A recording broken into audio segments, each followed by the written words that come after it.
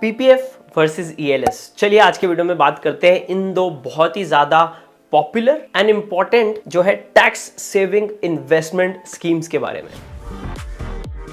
तो guys welcome to the channel, मेरा नाम है शिवम एंड इस चैनल पे बात करते हैं पैसा बनाने, बचाने और बढ़ाने के बारे में। अगर आप इंटरेस्टेड हैं तो लाइक बटन पे जरूर मुक्का दबा दें एंड सब्सक्राइब करना मत भूलें गाइस। तो चलिए बात करते हैं पीपीएफ वर्सेस ईएलएसएस के बारे में। थोड़े से प्रोज, थोड़े से कॉन्स, दोनों चीजों पे नजर मारेंगे एंड देखेंगे कि क्या यूजुअली बेटर है या दोनों में से कौन सा आपको यहाँ पर चूज करना चाहिए। तो पीपीएफ की गाइस अगर बात करें, पीपीएफ हमें एक फिक्स्ड रेट देता है यहाँ पर, जो कि करंटली अगर देखें तो 7.1% चल रहा है। तो पीपीएफ में अगर आप इन्वेस्ट करते हैं तो आपको 7.1% फिक्स्ड रेट यहाँ पर मिलता है।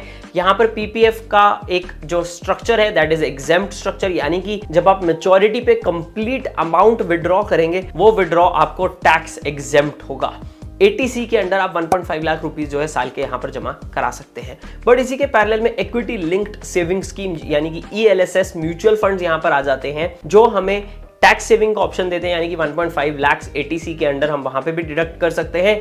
सो गाइस अगर हम ईएलएसएस के टैक्स रेट की बात करें तो यहां पर आपको ईयर एंड पे या जब भी आप उसको विड्रॉ करते हैं 3 साल के लॉक इन के बाद बेसिकली, तब आपको यहां पे टैक्सेबल इवेंट वो वहां पर बन जाता है। तो ये क्लासिक डिफरेंस है। 15 साल का लॉक इन, 3 साल में आपको यहाँ पे टैक्सेबल इवेंट होगा विड्रॉल। 15 साल के एंड में maturity amount complete, that is going to be a non taxable event. With that being said, PPF में जो है 5 साल के बाद आप पोर्शन जो है विड्रॉ कर सकते हैं।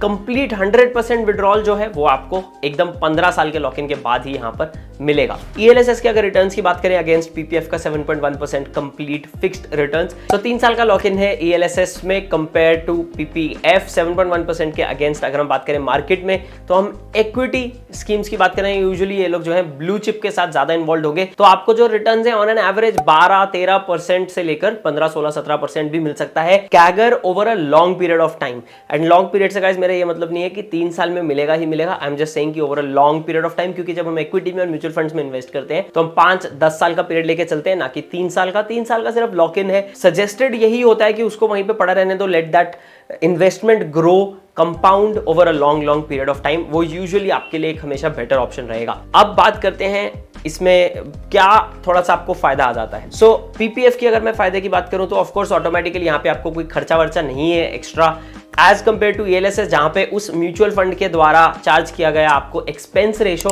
तो पड़ेगा ही पड़ेगा। वो कहीं भी 1% से 2% के बीच में हो सकता है यूजुअली, बिकॉज ईएलएसएस जो है वो relatively actively managed mutual funds में आते हैं, तो 1% एंड अबव ही आपको उनका एक्सपेंस रेशो देखने को मिलता है। नाउ बात कर सकते हैं अब फिक्स्ड रेट 7.1%, यहां पर हम 12-13% की बात करें तो ये over a long period of time, अगर आप 5 साल 15 साल देखो, अगर अपन को पीपीएफ कंपेयर करना है ईएलएसएस के साथ तो बेस्ट केस सिनेरियो क्या है कि हम 15 साल का पीरियड ले लें दोनों ही केस में, इसमें 3 साल का लॉक इन ना लें।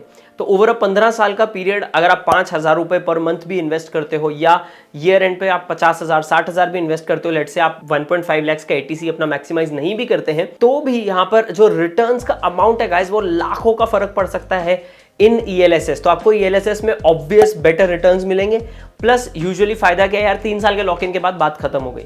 यहां पर इवन आफ्टर पेइंग टैक्सेस, अगर आप कैलकुलेट करें even after paying capital gains और वो सारे जो भी टैक्सेस उस टाइम पे आपको लगने हैं, वो सब करने के बाद भी ईएलएसएस आपको कहीं बेटर रिटर्न देगा पीपीएफ से।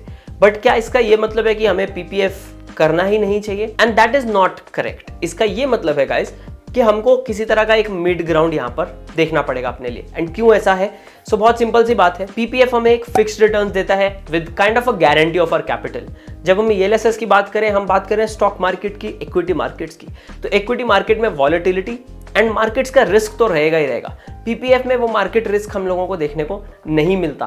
तो government backed guarantee versus equity markets का जो रिस्क है उसको हमें यहाँ पे बैलेंस करना है। सिर्फ लॉक इन कम है की बात नहीं है। बहुत बार आपके लिए पीपीएफ बेटर होगा, बहुत बार आपके लिए ईएलएसएस बेटर होगा। बट एक जनरल रूल जो आप यहाँ पर देख सकते हैं वो है कि आप बैठे थोड़ा सा सोचें कि आपको 15 साल का लॉक इन चाहिए क्या, उसके बाजू में आप सोचें कि क्या 3 साल का लॉक इन चाहिए, उसके बाजू में आप सोचें आप कितना रिस्क ले सकते हैं अपने कैपिटल के साथ। बिकॉज अगर आपकी एज ज्यादा, सो फॉर एग्जांपल मैं अगर मेरे पेरेंट्स की बात करूं, राइट, जिनका भी रिटायर होने में 7-8-10 साल की बात है, या आपका 15 साल या 20 साल में ही रिटायरमेंट यहाँ पे आने वाला है, फॉर दैट मे बी देखो 15 और 20 साल फिर भी बड़ा है, बट अगर हम बात करें 7 इयर्स 10 इयर्स इस तरह के पीरियड की बात करें, इट माइट मेक सेंस कि आप एक बड़ा पार्ट जो है पीपीएफ एक्सप्लोर करें एंड छोटा पार्ट जो है आप ईएलएसएस में एक्सप्लोर करें। ऐसा क्यों मैं कह रहा हूं? बिकॉज ईएलएसएस के बाद आपको थोड़ी सी लिक्विडिटी यहाँ पे 3 साल में मिल जाएगी क्योंकि आपका रिटायरमेंट पास है, एंड पीपीएफ में थोड़ा सा वो जो पैसा है वो फिर भी ग्रो होता रहेगा एंड आपको सिक्योरिटी मिल जाएगी